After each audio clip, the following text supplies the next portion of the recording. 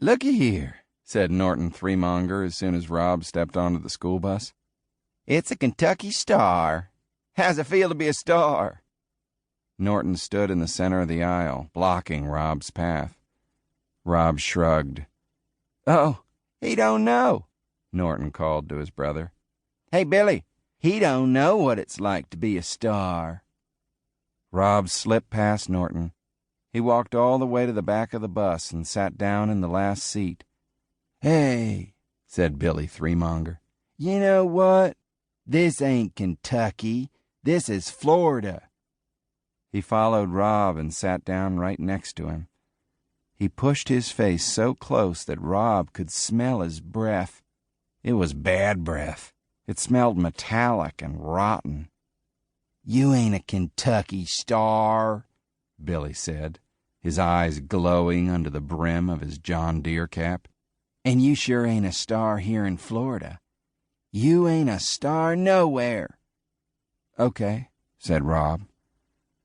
Billy shoved him hard, and then Norton came swaggering back and leaned over Billy and grabbed hold of Rob's hair with one hand and with the other hand ground his knuckles into Rob's scalp. Rob sat there and took it. If he fought back, it lasted longer. If he didn't fight back, sometimes they got bored and left him alone. They were the only 3 kids on the bus until it got into town, and Mr. Nelson, the driver, pretended like he didn't know what was going on. He drove staring straight ahead, whistling songs that didn't have any melody. Rob was on his own, and he knew it. "He's got the creeping crud all over him," said Billy. He pointed at Rob's legs. "Look," he said to Norton. "Ain't it gross?" "Uh-huh," said Norton. He was concentrating on grinding his knuckles into Rob's head. It hurt, but Rob didn't cry. He never cried. He was a pro at not crying. He was the best not crier in the world.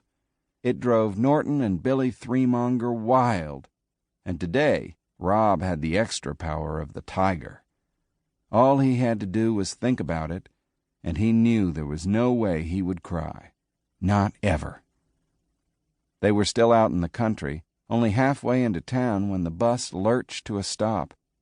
This was such a surprising development to have the bus stop halfway through its route that Norton stopped grinding his knuckles into Rob's scalp and Billy stopped punching Rob in the arm.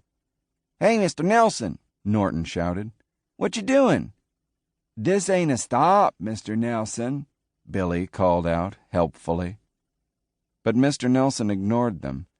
He kept whistling his non-song as he swung open the bus door, and while Norton and Billy and Rob watched, open-mouthed and silent, a girl with yellow hair and a pink lacy dress walked up the steps and onto the bus.